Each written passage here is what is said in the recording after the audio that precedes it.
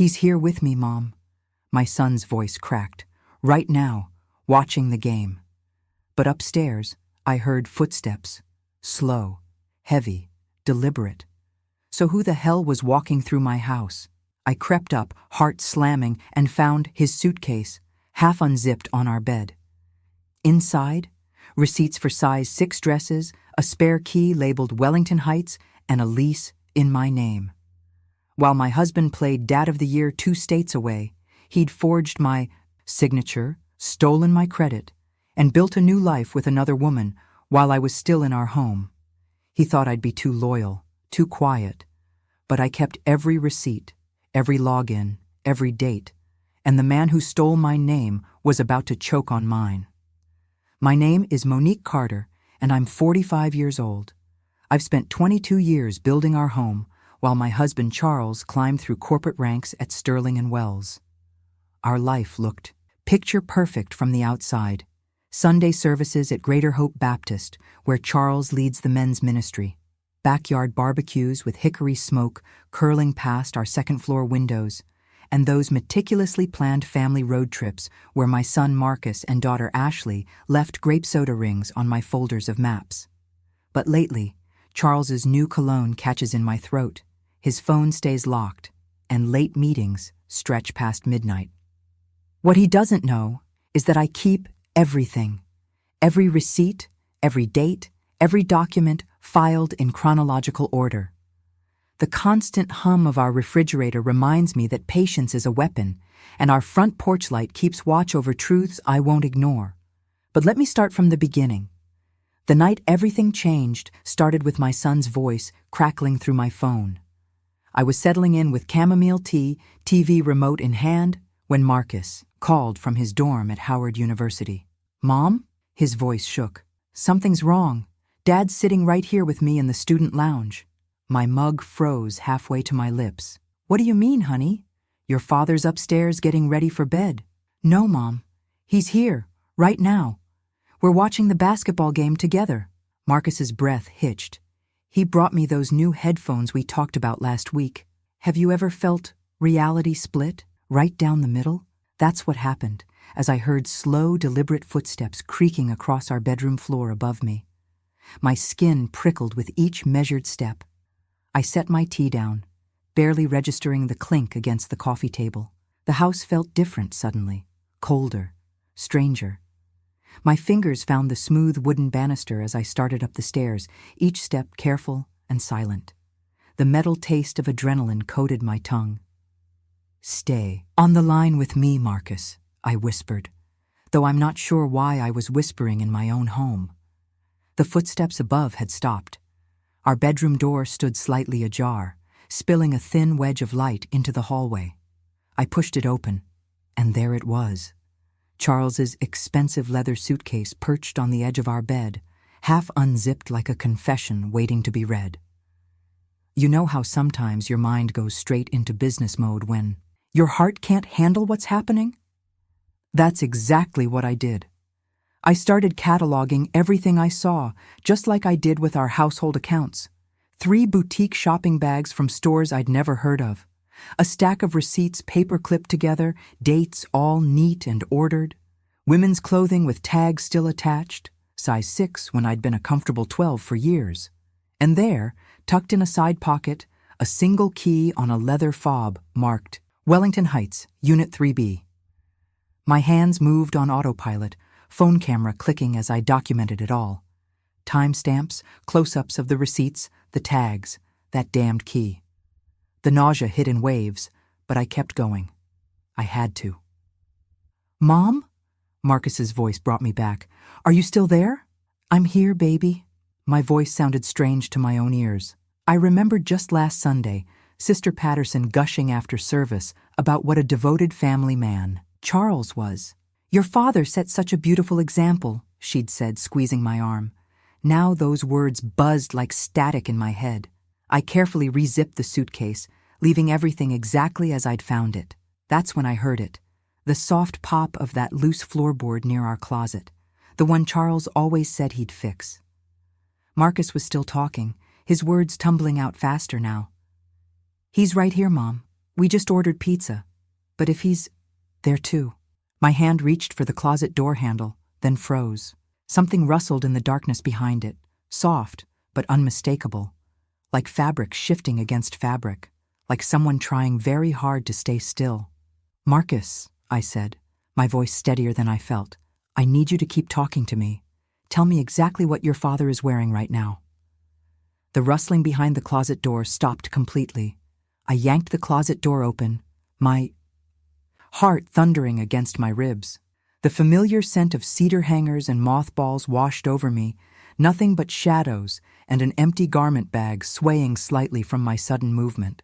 I forced myself to take 3 deep breaths, just like I taught my kindergartners during story time. "Mom?" Marcus's voice pulled me back. "Dad's wearing that blue Howard University sweater I got him for Christmas. You remember, right? The one with the little coffee stain on the sleeve from when we had breakfast at IHOP?" My mind clicked into organizing mode, the way it does when I'm planning the church fundraiser or mapping out summer road trips. Charles had texted me, "Working late, don't wait up," at 6:43 p.m. Yet here he was, 3 hours later, watching basketball with our son 2 states away. The suitcase told its own story, meticulously packed, everything arranged just so. This wasn't some rushed mistake. This was planned. You ever sit in the dark so long your eyes start playing tricks on you? I spent that whole night on those stairs, watching moonlight crawl across the wall while my mind spun through every conversation I needed to have, every question I needed to ask. My legs went numb, but I didn't move, just kept running through the script in my head, over and over. When dawn finally broke, I heard Charles's key in the door. My bones creaked as I stood, following the smell of fresh coffee into our kitchen. He was there in his running clothes, pouring himself a cup like it was any other morning. "Rough night at the office?" I asked, keeping my voice steady as I pulled out my phone. He didn't even look up. "Had to fly to Pittsburgh, last-minute client emergency." The lie rolled off his tongue, smooth as honey. "That's interesting." I slid the first photo across the counter, his suitcase on our bed. "Because Marcus called last night. Said you were with him at Howard, watching basketball, wearing the Christmas sweater with the coffee stain." Charles's face didn't twitch. "You going through my things now, Monique? That's not like you." He stirred his coffee slowly, deliberately. "You know how paranoid you can get sometimes. Remember that whole thing with the neighbor's cat?" That hit like a slap. 3 years ago, I'd sworn someone was feeding our elderly neighbor's cat while she was in the hospital. Turned out her son had been stopping by. Charles had teased me about it for weeks. Paranoid? I pulled up another photo. "These receipts are real. This key is real. Want to explain why you're buying size 6 dresses? Or what's behind that door at Wellington Heights?" Let me tell you something about 22 years of marriage. You learn to read the microscopic shifts in someone's expression. That tiny flex in his jaw told me everything I needed to know. "You need help, honey." He stepped closer, dropped a kiss on my cheek that felt more like a threat than affection. "We can find you someone to talk to about these suspicions, but right now I have meetings." The garage door was still humming closed when my phone chirped, a fraud alert from my credit monitoring service. My fingers trembled as I opened it. "Congratulations," the email read. "Your lease application for 3B Wellington Heights has been approved." I stared at the address I'd never seen before, my name signed on documents I'd never touched, and felt the world tilt sideways. This wasn't just about another woman anymore. This was about my identity, my credit, my whole financial life. That's the thing about betrayal. It never comes all at once. It unravels slowly, thread by thread, until you realize the whole fabric of your life is coming apart in your hands. You know that feeling when you're looking at your own signature, but something's just off? I stood there in my home office, holding the lease printout under the desk lamp, studying those loops and swirls that were supposed to be mine. Charles hadn't even tried hard to copy my handwriting. He'd just scrawled something quick and sloppy, like my name didn't deserve the respect of a proper forgery. I picked up my phone and dialed the building manager's number, which I'd found on Wellington Heights' website. My hand was steady. Funny how calm you can be when you're past the point of shock. "Oh, yes, Mr. Carter." The manager's voice brightened immediately. "Such a nice man. Always pays right on time, first of every month." My stomach clenched. "And the lease is in whose name exactly?" "Let me check. Monique Carter. That's you, right? Though I usually only see your husband." "I bet you do," I thought, but kept my voice neutral. "Could I get a copy of the complete file? I'll pay whatever fee." By noon, I was parked across from Wellington Heights. The building was nice, red brick, well-kept flowers out front.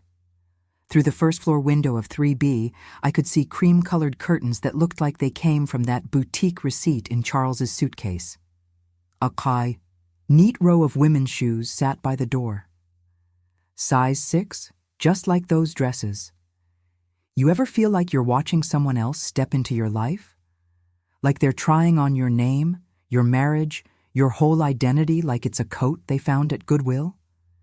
I sat there gripping my steering wheel, wondering if she made Charles's coffee the way he likes it. Splash of cream, no sugar.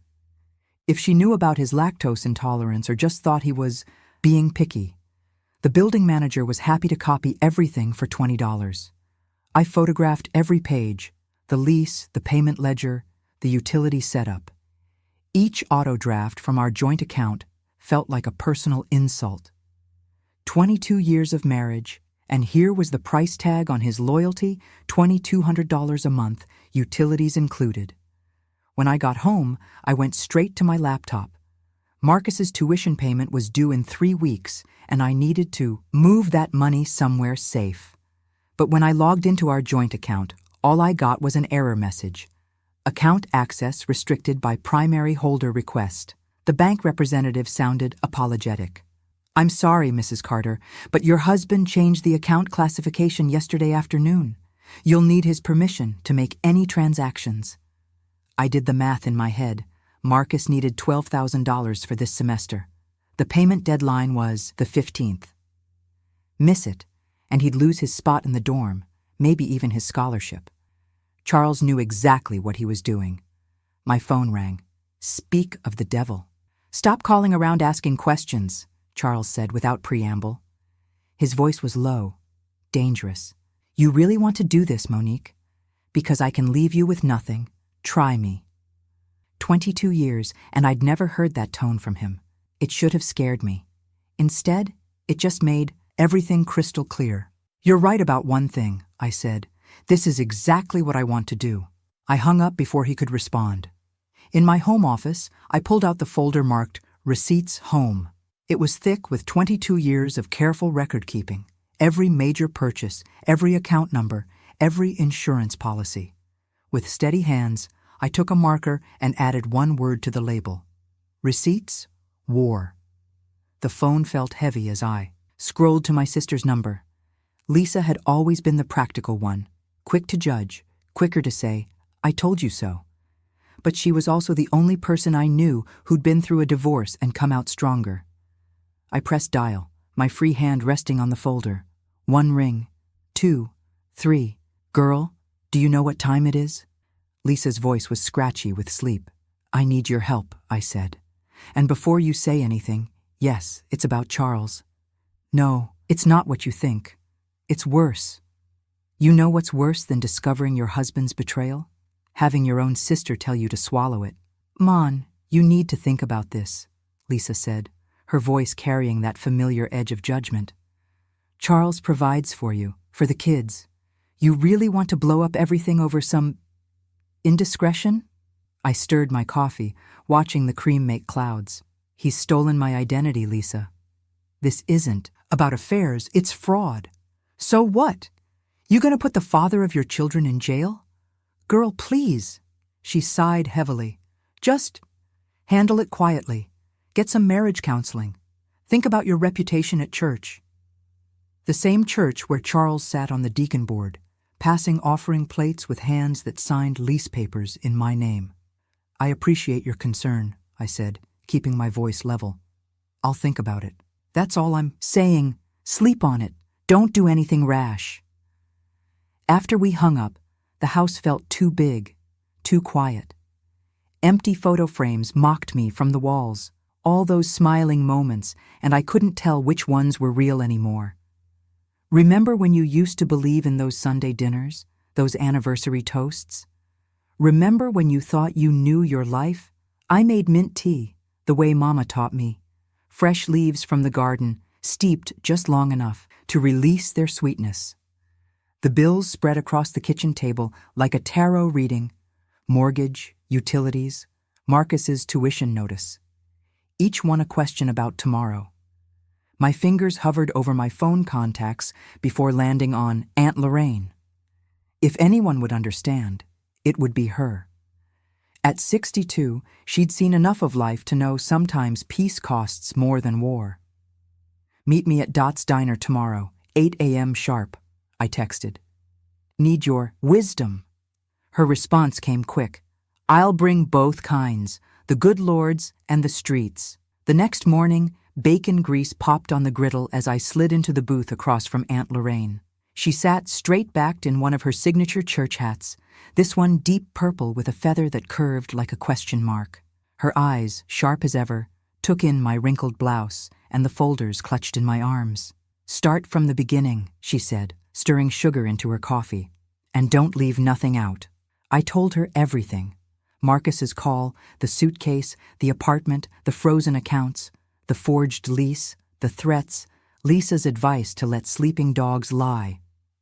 Aunt Lorraine listened without a word, her face still as pond water.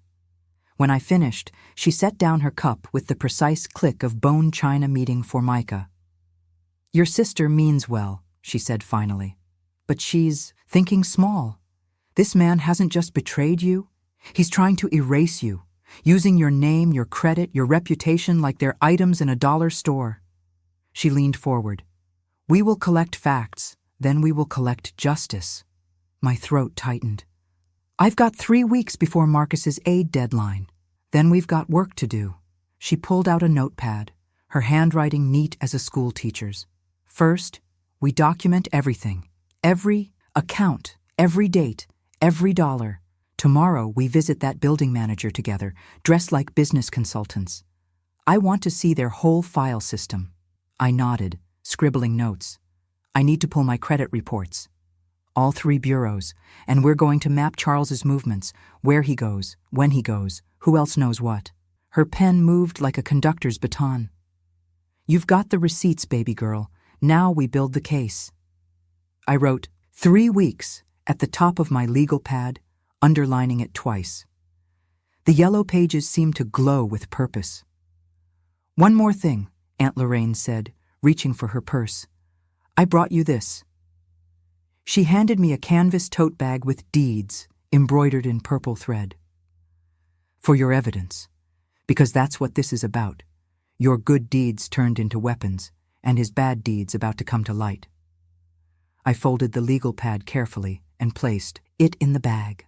Across the diner, the morning sun hit the chrome coffee urns, sending little sparks of light dancing across our table, like Justice herself was winking.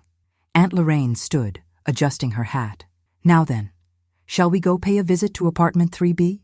The mid-morning sun hit the lobby's glass doors at an angle that made me squint. Standing there with Aunt Lorraine, I watched a delivery man hand over a package to a woman who couldn't have been more than 30.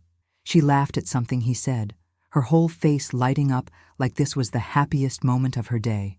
"To Charles Carter," I heard him say, and my stomach clenched. The woman signed with a flourish, tucking the package under her arm. She wore the kind of outfit I used to wear to parent-teacher conferences.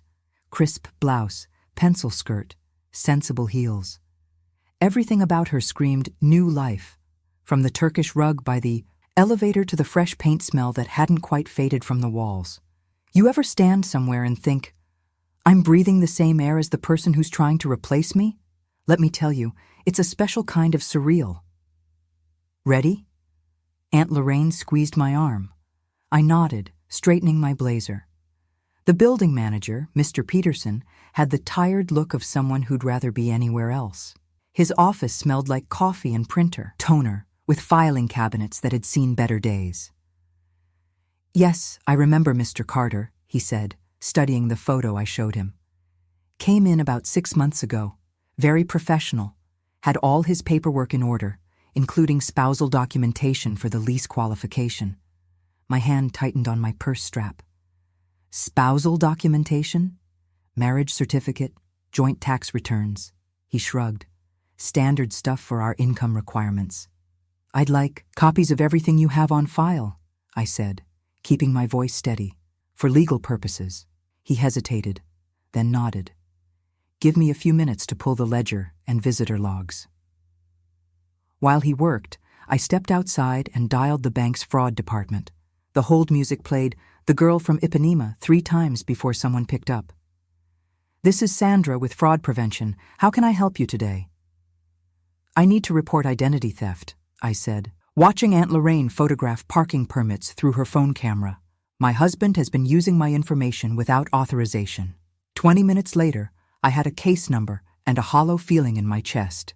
Aunt Lorraine and I worked our way through the parking garage, documenting assigned spaces, then up to the 3rd floor where we noted unit numbers and security cameras. My phone chimed. Marcus. Mom, financial aid office needs updated scholarship forms by Friday. Everything okay? I typed back. All under control, baby. Focus on your studies. The timestamp read 11:42 a.m. 3 weeks suddenly felt like 3 minutes. We need to move faster, I told Aunt Lorraine, pulling out my notebook. I'll screenshot the bank statements tonight, pull Charles's calendar from the shared drive, request phone records going back 6 months. She nodded, her hat feather bobbing. And I'll talk to Sister Jenkins. She works at the courthouse. Might help us track down any other paperwork he's filed. Mr. Peterson emerged with a manila envelope. Here's everything I could copy. Building policy files, payment records, maintenance requests. He handed me his business card. Call if you need anything else. Just then, the elevator dinged. The young woman stepped out, keys jingling, as she approached what should have been my apartment. She smiled at us. The kind of smile you give to strangers when you think your life is perfect. I watched her unlock the door, and for a second, I saw double. Her life and mine, overlapping like a photo negative. The door closed behind her with a soft click that echoed in my bones. Come on, Aunt Lorraine said gently. We've got what we came for. You know what gets me, I said as we walked to the car. She probably thinks she's living an honest life. Meanwhile, I'm standing here with a fraud case number in my pocket and my son's future hanging by a thread. Aunt Lorraine opened her car door. Then let's make sure the truth comes with receipts. The next morning, I spread everything across my dining room table, the one where we'd had Sunday dinners for 20 years. Funny how a piece of furniture can hold so many memories and still be just wood and nails when you need it to be a war room. I'd bought a fresh binder from Office Depot, complete with dividers and those little sticky tabs I used to love organizing Marcus's school papers with. Now they were marking evidence instead of English essays. Start with what we know for sure, Aunt Lorraine said, settling into the chair beside me with her reading glasses perched on her nose. She'd brought her famous sweet potato muffins, but they sat untouched. Some mornings aren't meant for eating.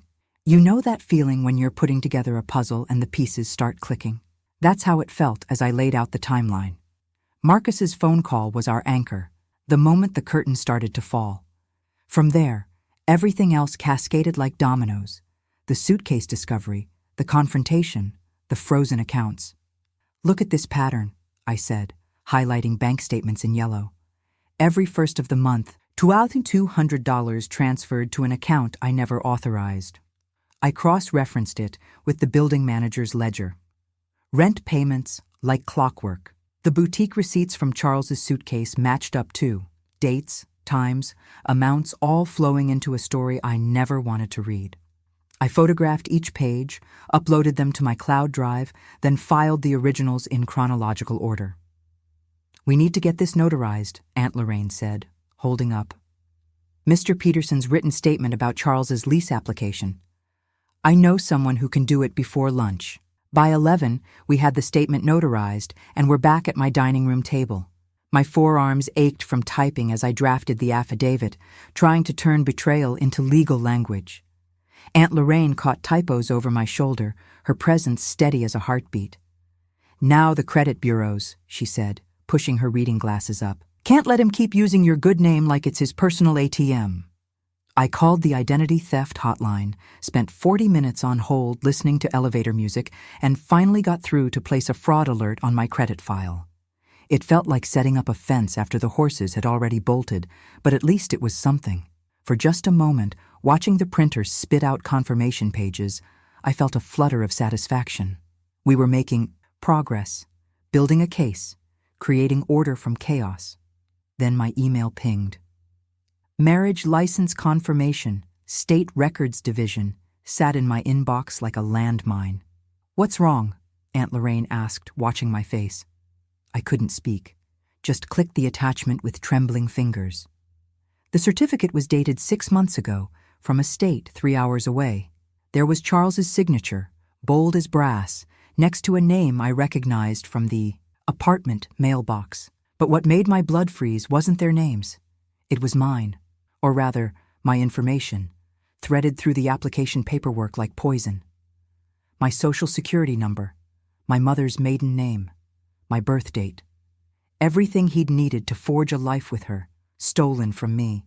The woman I'd seen yesterday, laughing with her delivery package, wasn't just Charles's mistress. According to this paper, she was his wife.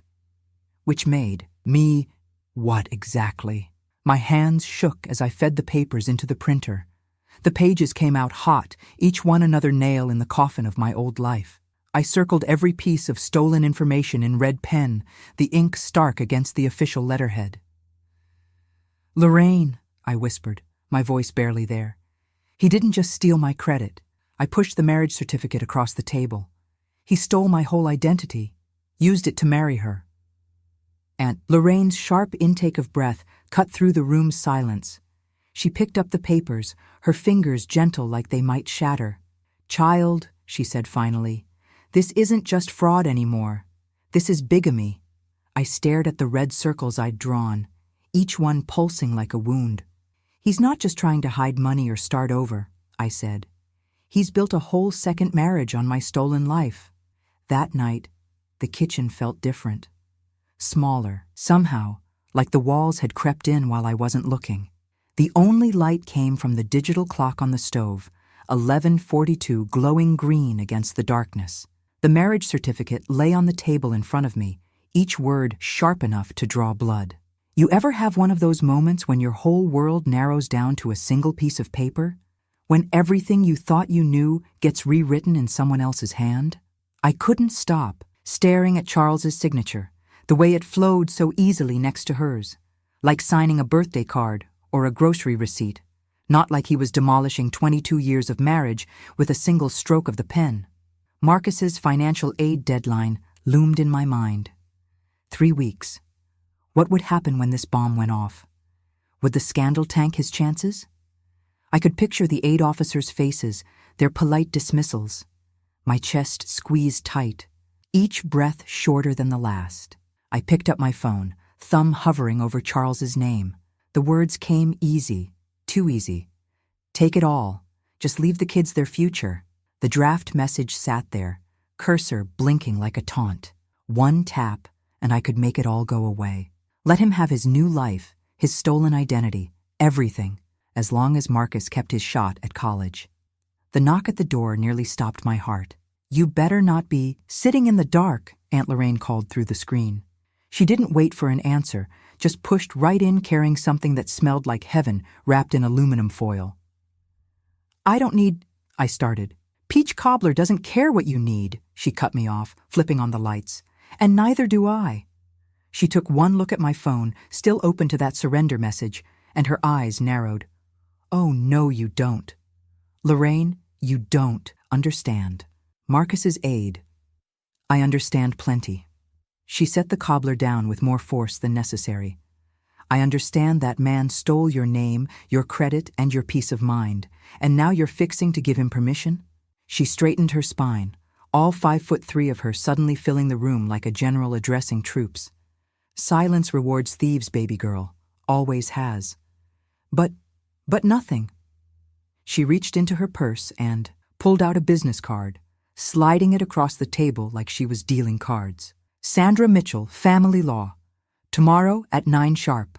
The card was cream-colored, heavy stock, professional, real. I picked it up while Aunt Lorraine bustled around getting plates for the cobbler I knew I wouldn't eat. My thumb hovered over the phone one more time. Delete draft? Yes. The resignation message disappeared. In its place, I pulled up my calendar app and marked tomorrow in red, day 1. I slipped the marriage certificate into a clear plastic sleeve, smoothing out the corners before adding it to my evidence binder. The whole thing went into my canvas tote, the one Marcus had painted with butterflies in 3rd grade art class. The kitchen needed cleaning. Dishes in the drain rack, counters wiped down, everything in its place. Control what you can control, Mama always said.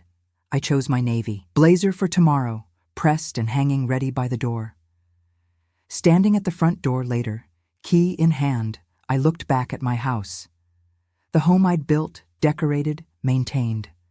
The walls that had heard first words and teenage fights and midnight confessions. Charles might have stolen my identity, but he wouldn't steal this.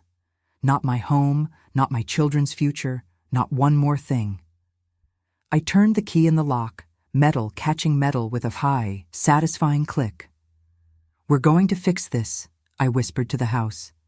All of it. Ever notice how the important meetings in your life always seem to happen in rooms with big wooden tables? Like they need that solid weight underneath all the papers and promises. Sandra Mitchell's office smelled like coffee and certainty. 9 o'clock sharp, just like Aunt Lorraine said. The walnut conference table stretched between us like a judge's bench while I laid out my evidence binder, each section tagged and dated. Start from the beginning, Sandra said, uncapping a pen. Dates matter. So I did. March 15th, my son Marcus called from college around 9:30 p.m., saying his father was with him in the dorm lounge. My voice stayed steady. I'd practiced this timeline in the mirror all morning. That same night, I found a suitcase in our bedroom containing receipts for an apartment lease and women's clothing. Sandra's pen moved across her legal pad, quick and sure. I kept going, pulling documents as I talked. The building manager's statement, bank records, that damning marriage license with my stolen information. The apartment lease was approved using my credit on February 1st. The marriage license was filed in Georgia on February 20th. I tapped each document. I have screenshots of the fraud alerts and Charles's text, messages denying everything. You know that moment when you can feel someone really seeing your situation? Sandra set down her pen and leaned forward. Mrs. Carter, what we have here is beyond simple infidelity. We're looking at identity theft, credit fraud, and bigamy. All documented. She pulled out a stack of forms. We're filing for emergency financial orders today, plus identity theft affidavits with all 3 credit bureaus. I watched her, highlight signature lines in yellow. And Marcus's tuition? That's priority 1 in the emergency motion. She slid the first form across. We'll request immediate restoration of your access to joint accounts pending investigation. The pen felt heavy in my hand as I signed each authorization. 22 years of marriage, reduced to a stack of legal forms. But my hand didn't shake. There's one more thing, Sandra said. We need to establish his pattern of deception. Any place he's claimed to be your sole spouse recently? That's when it hit me. The church directory update from January. Charles's company benefits enrollment last month. Both would have required marriage declarations. Sandra's office phone connected me first to Sister Jenkins, our church clerk. Oh yes, Mrs. Carter. Brother Charles just updated your family information card. Listed you as primary beneficiary of course. My attorney's keyboard clicked steadily as I moved on to Charles's company HR line. Compliance office. How can I help you? This is Monique Carter. I need to verify my husband Charles Carter's benefits declarations. The typing on their end stopped cold when I explained why. Mrs. Carter, we'll need copies of any legal filings immediately. My attorney will send them within the hour, I said, watching Sandra nod. By 4 o'clock, Sandra's paralegal had filed everything: the bigamy petition, fraud complaints, and emergency motions, all with exhibits A through G attached. Every receipt, screenshot, and statement organized in my binder. "Service will be at his office tomorrow morning," Sandra said as we wrapped up. Given the nature of the claims, we requested expedited processing. The sun was setting when I stepped out onto the sidewalk, painting the buildings in shades of amber and shadow. I closed my eyes for a moment. Lord, just let Marcus keep his spot. That's all I ask. My phone buzzed in my purse. 7 missed calls from Charles, all in the last hour. The final voicemail played in that smooth voice he used for damage control. "We need to talk, now." I dropped the phone back in my purse without responding. Ahead of me, porch lights were clicking on along my street, each one a little beacon guiding me. Home. The war chest was empty now, every receipt and record deployed. All I could do was walk forward and wait.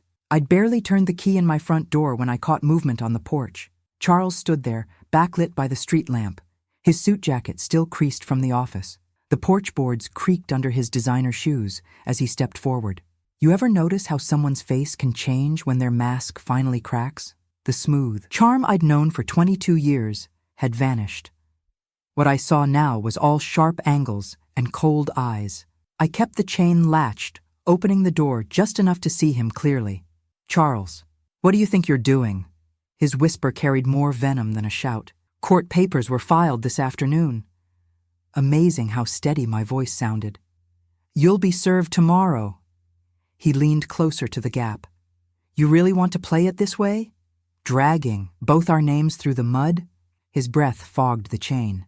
"Think about what this will do to Marcus's scholarship chances when it all comes out. You want to risk his future?" I'd rehearsed this moment with Aunt Lorraine.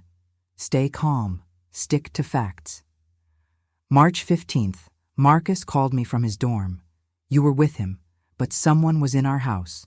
February 20th, you filed a marriage license in Georgia using my social security number. Would you like more dates? His fist hit the doorframe hard enough to rattle the chain.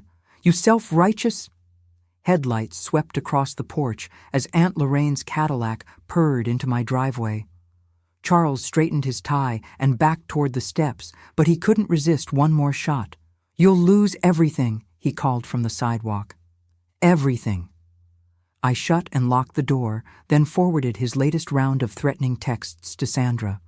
My phone showed 9:47 p.m., less than 12 hours until service.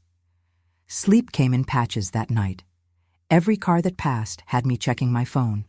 But when my calendar alert finally chirped at 5:30 a.m., service window 9, wow, I was already dressed and reviewing Marcus's scholarship packet one last time. The overnight courier on 5th Street opened at 7. I handed over Marcus's paperwork and paid for priority tracking, watching until they sealed it. In the express envelope, one piece safe. The police station lobby was quiet at 8:15 when I arrived to file the identity theft report. Officer Chen took my statement, comparing dates against my documentation. "Ma'am, with evidence this organized, the detective can start right away," she said, stamping my copy. "We'll contact you once they've pulled the Georgia records." By 8:45, I'd parked 2 blocks from Charles's office building.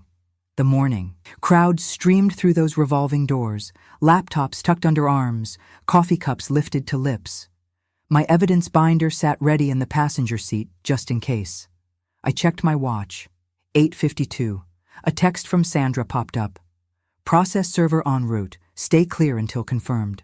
I adjusted my rearview mirror to catch the building entrance. Years of packing school lunches and checking homework had taught me patience. Now I just had to wait. The minute hand on my watch ticked closer to 9. Each spin of those revolving doors could be the one. My hand stayed steady on the wheel, but Lord, my heart was racing double time. 8:57. A woman in a charcoal suit approached the entrance, leather portfolio tucked under her arm. She paused to check her phone, exactly like Sandra described her process server would. 8:58. The revolving door spun again. Charles emerged, his morning coffee in hand, that familiar stride that used to mean security, but now just spelled deceit. 8:59. The woman in charcoal intercepted his path. 9 o'clock. Showtime. From my spot across the street, I had a perfect view through those floor-to-ceiling windows. The lobby of Preston and Myers Financial was like an aquarium. All glass walls and polished marble, every movement on display. You know that moment when you're watching a play and everyone freezes right before the big scene? That's what it felt like at 9:01 a.m. The woman in the charcoal suit, Sandra's process server, stepped directly into Charles's path. His coffee cup stopped halfway to his lips. I couldn't hear the words, but I could read the choreography. Her hand extending the thick envelope, his head shaking once, sharp, the way his shoulders stiffened when she said what must have been the magic words, "You've been served." The morning crowd parted around them like water. Some pretended not to watch, hiding behind their phones. Others didn't even try to be subtle.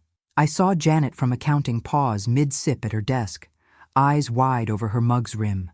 Two guys from IT stopped their conversation cold. Charles's face did something I'd never seen before. The color just drained away, starting at his temples and washing down until he looked like old paper. His hand went to his tie, adjusting the knot with trembling fingers. Classic Charles tell. He always fiddled with his tie when things slipped out of his control. He turned to the security desk, gesturing sharply. The guard just kept pointing at the papers, probably explaining he couldn't do anything about legal service. I watched Charles's mouth form the same 3 questions over and over, getting shorter answers each time. My phone pinged. Sandra's email confirmed what I was watching. Service completed 9:02 a.m. Emergency hearing set for Friday, 10 a.m. Court orders immediate financial disclosures. I drove straight to the church office. Ms. Dorothy had been our parish administrator for 30 years, and her face when I showed her the certified bigamy filing. Lord, you'd think she'd seen a ghost. She pulled Charles's membership records right there, comparing dates and signatures. "Child," she said, stamping. "Copies for my file. The deacons will need to see this." HR at Preston and Myers was next. The compliance officer, Mr. Wells, reviewed everything twice, his pen tapping faster with each page. "These declarations directly contradict his benefits paperwork," he said finally. "I'm opening an internal review immediately." By noon, my inbox was filling up.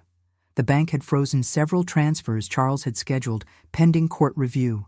They'd already reversed 3 charges he'd made to the apartment after the fraud report. I stopped at home to shower before meeting Sandra to prep for Friday's hearing. There was a thick envelope wedged in my door.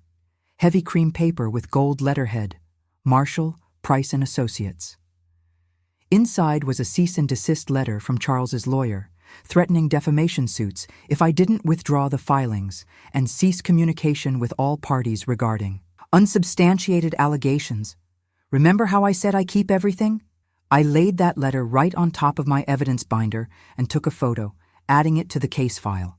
The timestamp would show just how quick Charles was to counterpunch when backed into a corner. Standing in my kitchen, I felt something I hadn't in weeks.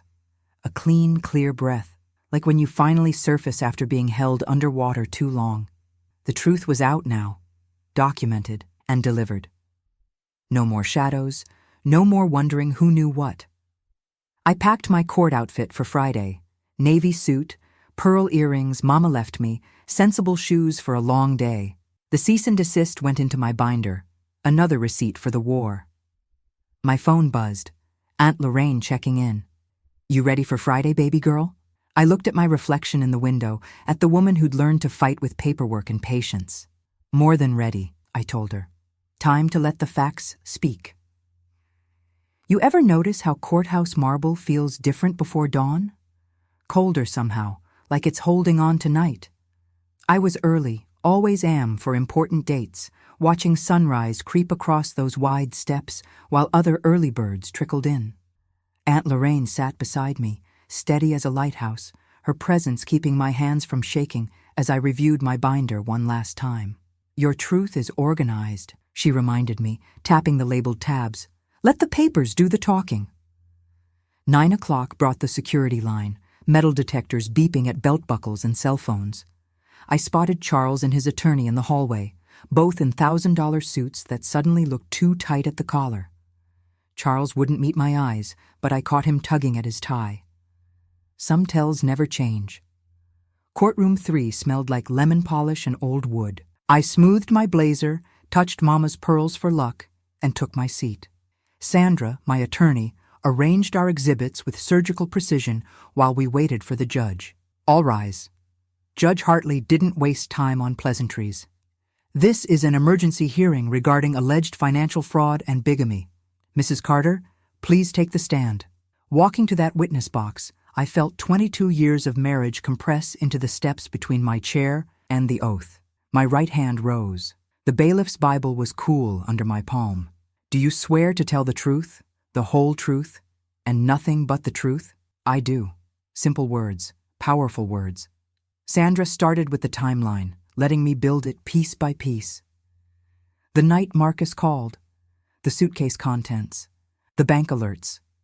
Each receipt and screenshot appeared on the courtroom screen, dates highlighted in yellow. I kept my voice steady, stating facts like reading a grocery list. And this document? Sandra held up the building manager's statement. Mrs. Reynolds's notarized testimony confirming Charles used my name and social security number to qualify for the apartment lease. Charles's attorney objected. Hearsay. Judge Hartley overruled, citing the notary seal. Then came the marriage license. Sandra placed it carefully on the evidence tray, and I swear the air left the room. Even the court reporter's fingers paused. Please identify this document, Mrs. Carter.